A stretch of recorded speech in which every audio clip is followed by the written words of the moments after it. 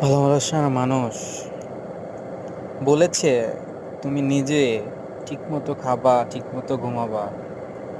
ফ্যামিলিতে অনেক বড় প্রবলেম হয়ে গেছে, একটু অপেক্ষা করো, আমি ফোনটা কিনে তোমাকে আমি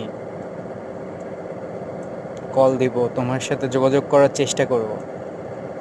বাট আমি কোথায় ঠিক থাকতে পারতেছি?